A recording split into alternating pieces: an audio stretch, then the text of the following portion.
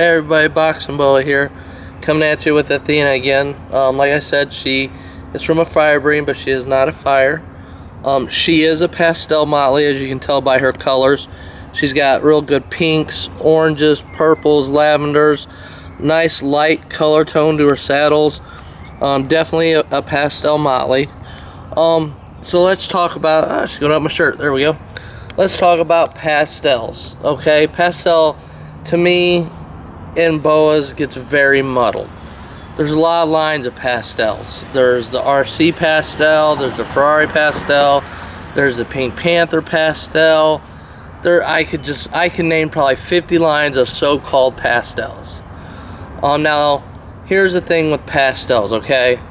Just because, and it reminds me of ball pythons. I've really taken note of ball pythons, and I think it applies to boas here.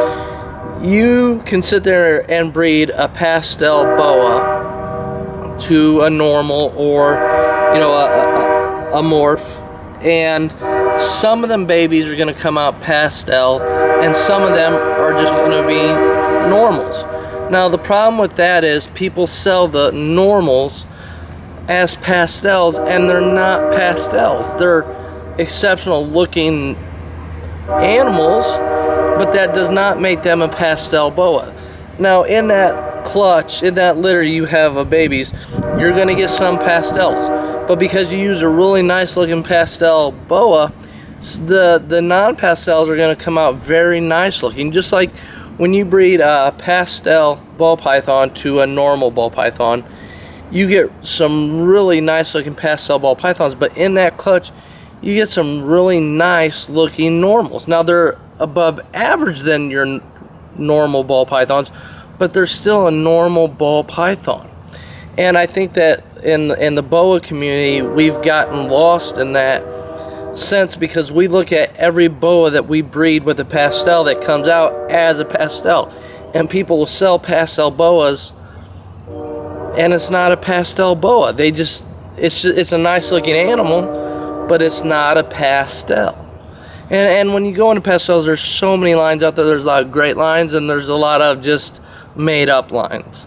Your RC line of pastels are exceptional. Your Pink Panther, are just two examples of outstanding lines of pastel. There's a Ferrari line, but it's all basically the same thing. They're unique as far as where they got their animals from, how they line bred to get their pastels to really shine through, but they're all genetically the same.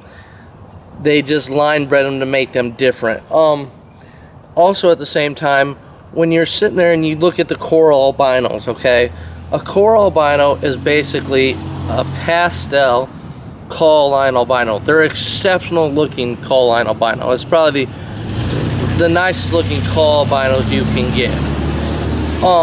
The thing with that is, I see a lot of people sell coral albinos that are not coral albinos. Now, it does take time for the coral to pop out and that color change to happen, but at the same time, just because you bred a coral albino to a hit boa, some of them babies are going to be the classic pastel coral albinos. Some of the babies that come out normal are just going to be normals hit for albino. They'll be clean looking, they'll be good looking, but they're not actually a coral pastel. Well, they're just not. It's hit or miss. And then the exceptional normal looking babies, you'll tell that's for sure coral, hit for coral pastel albino. That's the problem. People sell these babies too soon before they realize if it's a pastel or not. The biggest problem I see with pastels and boas is people are selling these snakes before they've had a chance to color up to know if they're actually selling someone a true pastel or just an exceptionally nice looking normal. And another thing with pastel boas is it's polygenic and it's a morph. And what I mean by that is, polygenic is where they've line bred to get a specific look out of that pastel. They've either reached in and got the reds out, or they've reached in and went and got more oranges, and things like that. And so therefore, that's where it's line bred. But where it's kind of co-dominant is if you breed a nice looking pastel boa to a normal, you're going to get some of them babies that are for sure pastel. So it's kind of a mixture of both. You know, the lines are more of the line bred polygenic traits. So the more outcrossing you do, the further away you'll get from that pastel line, but you'll still create, you know, what I would consider just a normal, nice looking pastel. It won't be that phenomenal RC line or Pink Panther line. You know, so if you're gonna be breeding Pink Panthers and stuff like that, try to stay within that line.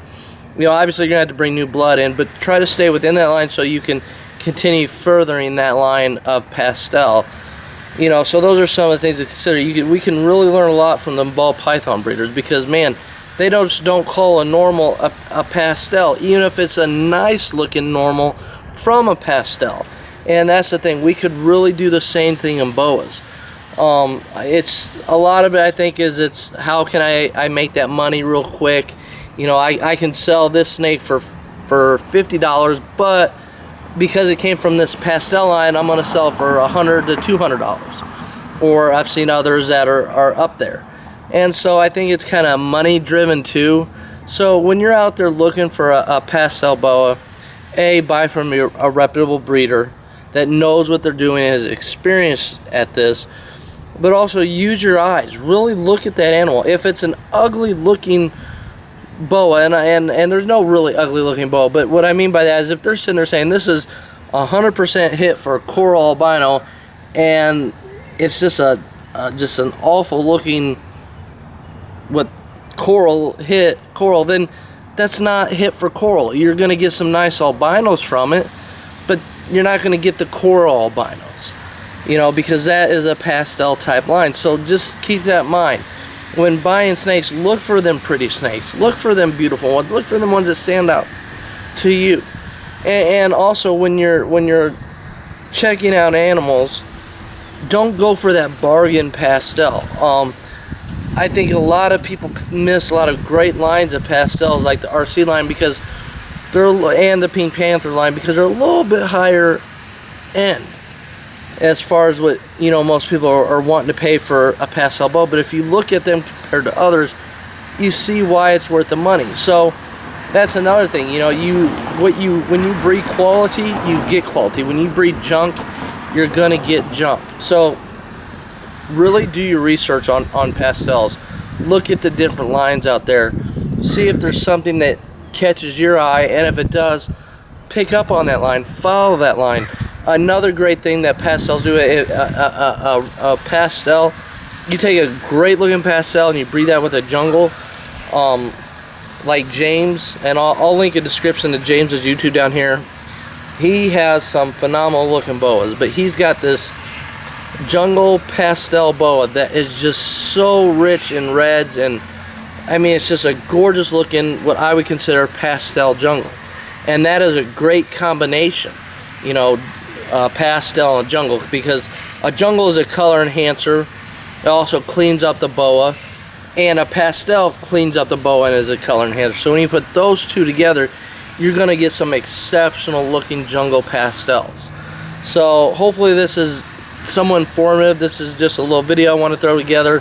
You know, do your research on pastels, because you can get taken real easily if you don't. Really pay attention and watch ball python videos. I do all the time, and because of that, it's made me understand the pastel line in boas. You know, just from watching them ball python videos, it's really helped me to understand how the pastel gene really works, especially in boas. So, you know, please like, click, share, and subscribe. Hopefully you've learned a little bit from this video. Like I said, I'll leave a link to James's YouTube down below, so you can check out his awesome YouTube channel. Amazing boa, super nice guy. Please check him out. Anyway, this is Boxing Boa. Peace.